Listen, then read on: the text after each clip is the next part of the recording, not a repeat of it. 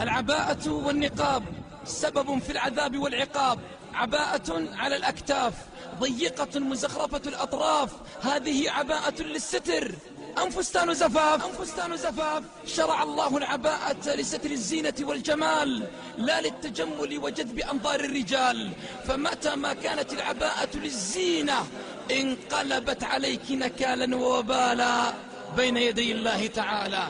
اسمعي، العباءة التي تحرك عين الرجل قد تحرك غضب الله عز وجل.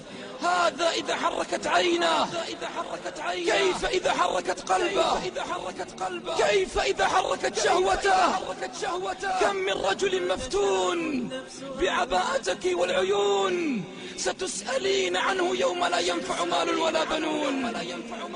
فلا تكن عباءتك لافتة للأنظار، فلربما تغضب الله الواحد القهار. قال أحد المستشرقين: لماذا نساؤكم يلبسن العبايات؟ فقال له أحد المسلمين: لأنهن لا يريدن أن ينجبن إلا من رجل واحد. بوركت من حورية في جنة تختال بين الروض والأنهار. طوبى لك الحسنى بها وزيادة هي رؤية الرب الغفور الباري.